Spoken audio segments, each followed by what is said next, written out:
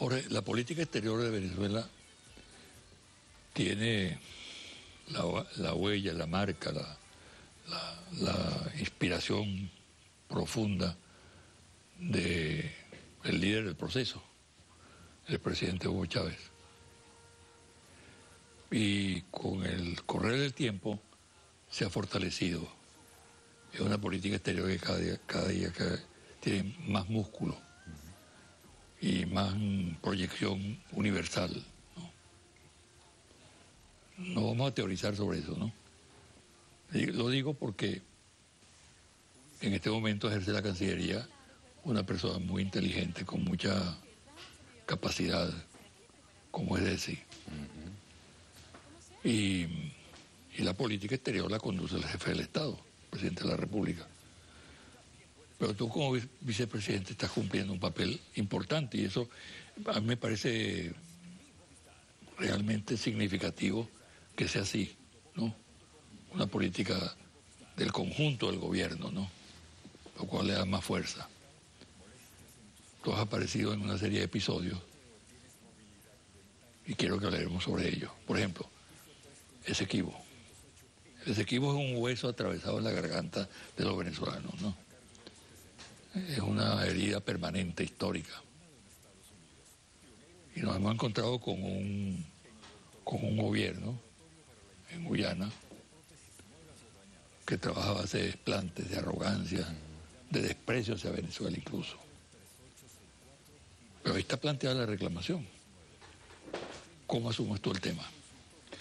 Tema Esequibo. Sí, nuestra Guayana Esequiba nos fue despojada de la manera más descarada que puede haber. En la historia del derecho internacional fue el primer arbitraje, el de 1899, unánime, una componenda, donde de los 5 jueces arbitrales, 2 eran ingleses, que era la otra parte, 2 eran estadounidenses representando a Venezuela, imagínense ustedes, muchachos, y 1 era ruso, amigo de los ingleses. Años más tarde, uno de los abogados que ayudó al equipo estadounidense y venezolano, entre comillas, Severo Malet Prevost, cuando iba a fallecer, dejó un documento para ser publicado después de su muerte, donde dejaba muy en claro cómo fue la estrategia, el robo, el despojo, el acuerdo que hubo entre la Gran Bretaña y Rusia a través de aquellos jueces y donde empujaron, por supuesto, a Estados Unidos con sus intereses comunes con la Gran Bretaña para despojarle a Venezuela de 159.500 kilómetros cuadrados, nada más y nada menos. Venezuela hizo una reclamación formal ante Naciones Unidas en 1962 y lo más importante, el gobierno del Reino Unido, de la Gran Bretaña e Irlanda del Norte, el gobierno de la entonces Guayana Británica y el gobierno de Venezuela firmaron un acuerdo, el Acuerdo de Ginebra, el 17 de febrero de 1966. Y el 26 de mayo de 1966, cuando Guyana se convierte en una república independiente, la República Cooperativa de Guyana, uno de los primeros actos de gobierno es ratificar ese Acuerdo de Ginebra. De entonces para acá, lo que hemos procurado desde Venezuela y también desde Guyana, en gobiernos anteriores, es sentarnos mediante el artículo 33 de las Naciones Unidas, mediante las herramientas del derecho internacional, y tratar de lograr un acuerdo. Nos fuimos por la vía de los buenos oficios, de los buenos oficiantes, no hemos podido tal vez generar todavía una solución al tema. Ese artículo 33 contempla otras vías, es decir, ahí hay un camino inmenso por ser recorrido. Lamentablemente, al llegar este gobierno nuevo, desde abril de este año, el presidente David Granger, su canciller Greenwich, y ha habido una posición hostil, de agresión, de vejación a Venezuela, siendo Venezuela, José Vicente, el país que más ha ayudado a la República Cooperativa de Guyana por medio de Petrocaribe, como ha también generado muchas ayudas en el Caribe. Le enviamos comprando incluso productos guyaneses, ¿no? Les compramos su arroz a un precio preferencial, les enviamos combustible y en nuestro espíritu está, y sobre todo el comandante Chávez, el tema limítrofe, ¿verdad? El tema de la definición de la integridad territorial venezolana, era sacarlo, ¿no?, para trabajarlo por separado y seguir trabajando en muchas relaciones bilaterales profundas con un pueblo hermano y querido como el guyanés. ¿Qué Lamentablemente, crees tú que hay detrás de esa actitud de Granger? no lo creemos, estamos convencidos que están los intereses de las transnacionales petroleras, que está la ExxonMobil que financió la campaña electoral del presidente Granger y que lo están presionando para generar un conflicto con Venezuela, y es la operación Tenaza esa que ha denunciado el presidente Maduro y también nuestra canciller, nuestra digna canciller Delcy Rodríguez, la operación Tenaza desde Guyana y desde Colombia, bueno, para ir sobre Venezuela y neutralizar nuestro proceso de independencia, nuestro proceso de liberación e imponer de nuevo el neoliberalismo aquí, abriéndonos esos frentes, ese conflicto. Esa actitud del gobierno guyanés es inquietante, porque prácticamente todo lo que se está haciendo en Guyana se está haciendo en territorio venezolano. No solamente en la Exxon, son empresas holandesas, australianas, de diversos países. Y también hay una connotación de carácter militar. Así es. En función del entrenamiento que está recibiendo las Fuerzas Armadas de Guyana por parte de gente con mucha experiencia en diversos conflictos en el mundo, particularmente en Afganistán y en Irak. Es la estrategia del imperio. Cuando en Guyana, el primero de sus gobiernos, el de Forbes Purman, fue un gobierno de izquierda, de una revolución también, se trató desde el imperio de Estados Unidos de que Venezuela tuviese un conflicto bélico con ellos. ¿Para qué? Para debilitar ese gobierno y que se fuera el gobierno de izquierda. Bueno, ahora están utilizando a Guyana con la intención de generar un conflicto con Venezuela, abrir otro frente de agresión a Venezuela para debilitar al gobierno venezolano. Ahora yo le digo, José Vicente, estuvimos en 16 países del Caribe, entre la canciller... Vamos a hablar de eso, ¿no? Y le digo una cosa, allí en el Caribe, el amor por Venezuela, el amor por el comandante Chávez, el respeto por el presidente Maduro es una cosa, pero palpable, casi que se siente en el ambiente, en las reuniones que tenemos con los primeros ministros y presidentes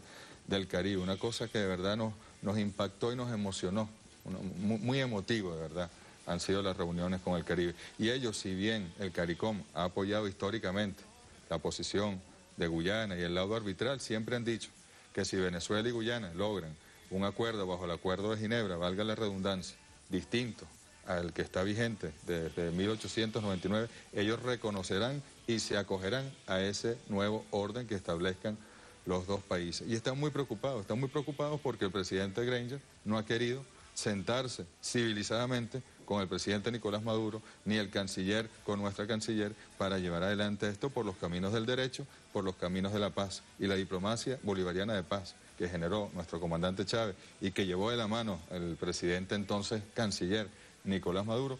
Tenga usted la seguridad que es la que se va a imponer en este proceso. Tú tienes entonces, después de esa gira por el Caribe, una visión positiva. Absolutamente, ¿no? Absolutamente. Porque existe la impresión en algunos sectores de que por razones, algunas de las que tú señalas, otras de tipo étnico, las características de la población guyanesa y considerarlo un país muy vinculado al Caribe, la reacción sería distinta en el Caribe, en los países caribeños. No, de verdad que han sido tan receptivos, tan comprensivos, sin tomar partido. Nadie les está pidiendo que tomen partido, pero lo que sí han hecho es compartir con nosotros la preocupación porque un gobierno de su comunidad no ha cedido y no se ha sentado a negociar con nosotros, no ha vuelto al Acuerdo de Ginebra, que es el acuerdo vigente, suscrito y ratificado por ellos cuando llegaron a ser independientes.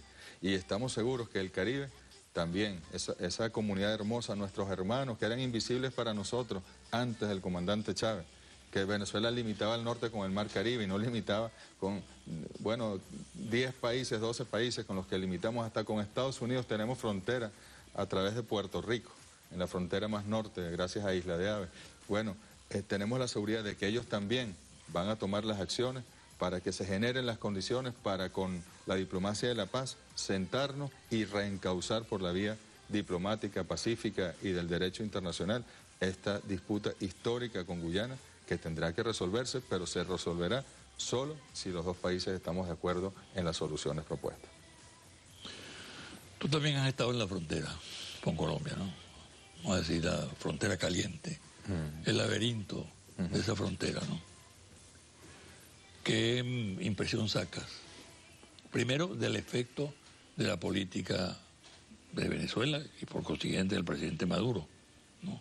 El cierre de la frontera, las especulaciones que ha habido, la lamentable actitud de la oposición venezolana en ese tema, como en el del Esequibo también, ¿no? Bueno. Mira, José Vicente, el ir a San Antonio del Táchira, a Ureña, conversar con la gente en la calle, con los trabajadores, y que ellos te digan, por primera vez en 30 años no tengo que hacer cola para echar gasolina, o estoy volviendo a consumir leche en polvo, aceite, ya conseguí jabón para bañarme, que no lo conseguían, no porque no llegara, sí llegaba desde Venezuela, o lo producimos o lo importamos, sino porque se lo llevaban, el bachaqueo, así como lo han llamado coloquialmente, hacia Cúcuta y hacia Bogotá incluso, llegan esos productos. Y entonces nuestros compatriotas venezolanos y también los colombianos que viven con nosotros allí en territorio venezolano tenían que ir hasta Cúcuta y comprar cualquier alimento, cualquier medicina venezolana o importada por nuestro gobierno con tanto esfuerzo, 10, 15, 20 y hasta 100 veces su precio en Venezuela. Entonces era la negación de sus derechos a la alimentación, a la salud. Era una situación muy, muy complicada. Ahora hay que entender algo, José Vicente. Colombia no es cualquier vecino. Nosotros amamos a Colombia. El libertador Simón Bolívar, liberó primero a la Nueva Granada incluso que a Venezuela. Pero la situación de Colombia es muy compleja, es muy heterogénea. El territorio colombiano no siempre está bajo el resguardo y la ley de su Estado. A veces en nuestra gran frontera de más de 2.000 kilómetros, ahí donde limitamos con la guerrilla, ejerce el gobierno la guerrilla. Hay también sectores donde limitamos con las fuerzas paramilitares, hay sectores donde limitamos con el Estado, hay sectores donde delimitamos en zonas de conflicto donde están enfrentados guerrillas y paramilitares, sectores donde están enfrentados guerrillas, paramilitares y Estado, sectores donde parece que hay Estado, pero resulta que el gobernante regional o local responde a los intereses de los paramilitares y no del Estado. Es una complejidad. Se te olvidó la frontera con el narcotráfico. Bueno, el narcotráfico que es algo que está ahí subyacente en todo esto. Pero allí donde están esos conflictos, donde hay paraestados, donde no está el Estado, porque el Estado colombiano, por más liberal que sea, tiene su fórmula formal, tiene su protección social, sus políticas sociales, pero allí donde no hay Estado, se generan las condiciones del capitalismo más salvaje. Eso que el presidente ha dicho, el capitalismo paramilitar de la ultraderecha colombiana. Allí ese pueblo colombiano está sujeto a la tragedia más grande y esa tragedia nosotros no podemos permitir que se traslade a Venezuela. Y por eso la decisión del presidente Maduro, primero de cerrar los pasos fronterizos en esos municipios y segundo, de generar un nuevo orden definitivo con el estado de excepción, creo que va a ser muy sano. ¿Hasta dónde va a llegar el estado de excepción? El estado de excepción, ayer estuvimos presentes, y es un estado de excepción humanista. Es un estado de excepción donde los militares están hablando con los compañeros incluso. Pero hay una campaña internacional de que... Pero es que la campaña contra Venezuela, la campaña mediática contra Venezuela es una cosa atroz. Allí se estuvieron violando los derechos humanos de nuestros compatriotas venezolanos que viven allí y de los colombianos que viven allí durante décadas. Y resulta que ahora acusan a Venezuela de violación de derechos humanos. Bueno, menos mal que el presidente Santos fue a Cúcuta y por primera vez en su vida ofreció viviendas, ofreció empleo, ofreció llevar combustible. O sea, gracias al presidente Maduro, el presidente Santos va a ejercer gobierno en esa zona del país. Eso es un buen resultado en todo caso. Y es un estado de excepción, no como aquellos de la Cuarta República que tú viviste, incluso yo pude vivir en los 90.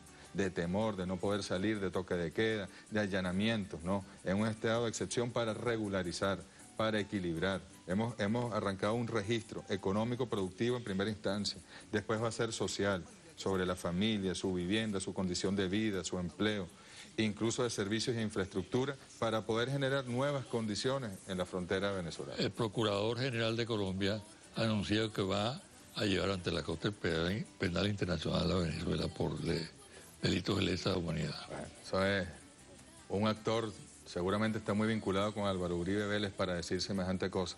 Ayer la canciller de Colombia reconoció que el contrabando le hace un gran daño a Venezuela, que el conflicto armado en Colombia le hace un gran daño a Venezuela, que el narcotráfico de Colombia le hace un gran daño a Venezuela. Pudiésemos nosotros tomar esa declaración también e ir a los organismos internacionales, ya a confesión de parte, pero no es en lo absoluto el espíritu de nuestra relación con Colombia. Pueblo al que amamos, gobierno al que respetamos y queremos y con quien queremos construir ese nuevo orden en la frontera para la protección. Ahí tiene que darse una simbiosis, pero no una simbiosis parasitaria, sino una simbiosis mutualista, como llaman los biólogos, donde los dos, con la interacción que está allí, bueno, podamos salir adelante y compartiendo y recibiendo beneficios ambos pueblos, no una relación parasitaria donde abren un boquete a nuestra economía y donde se llevan nuestros productos, donde la política monetaria de Colombia agrede a nuestra economía, donde hay leyes contra el contrabando supuestamente en Colombia, pero que legalizan unas cantidades, es decir, que legalizan el contrabando de alguna manera, donde los alcaldes le cobran impuestos a los contrabandistas de combustible y a los contrabandistas de alimentos, es decir, legalizan el contrabando. Eso es una situación inadmisible, intolerable.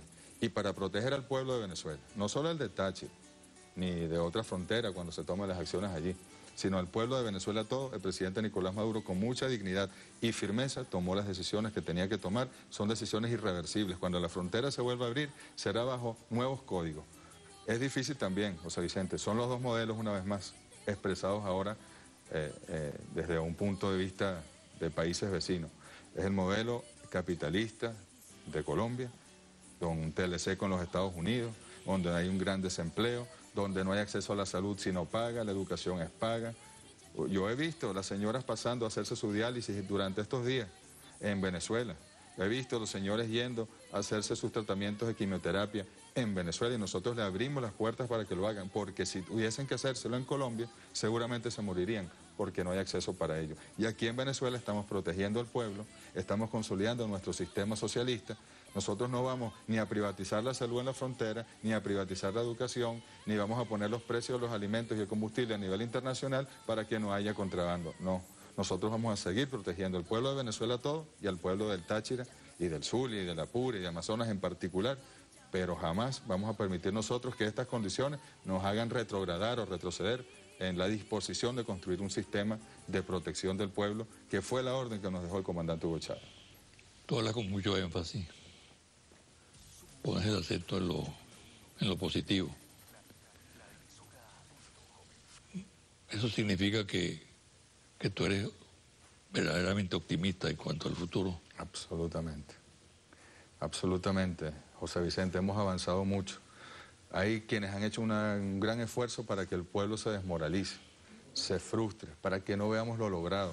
Pero cuando uno habla, por ejemplo, con esos trabajadores colombianos y te explican el por qué se vinieron de Cúcuta o de regiones más lejanas a vivir al Táchira y te dicen, yo estaba sufriendo, no tenía empleo, mis hijos no podía pagarles la educación, no tenía cómo comprar los alimentos y me vine a Venezuela y en una semana conseguí un empleo. Eso es una demostración real, absoluta, contundente de que vamos por el camino correcto, de que estamos con los errores que podamos haber cometido y que tendremos que rectificar y salir adelante. Pero vamos, nuestra visión general, el objetivo que nos planteó el comandante Hugo Chávez y por donde transita el presidente Maduro sin voltear para atrás, hacia allá, el objetivo de la mayor suma de felicidad posible, que fue también el gran proyecto del libertador Simón Bolívar, y lo vamos a lograr. Y el pueblo venezolano lo sabe. El pueblo venezolano sabe que este gobierno va y solo actúa por el pueblo, para el pueblo y con el pueblo. Y por eso nos va a acompañar en cualquier circunstancia. En cualquier modalidad de la lucha, el pueblo venezolano va a acompañar a la revolución bolivariana. Bueno, muchas gracias. Muchas gracias a ti. Mucha suerte. Gracias, Vicente. Bueno, una pausa y al regresar los confidenciales.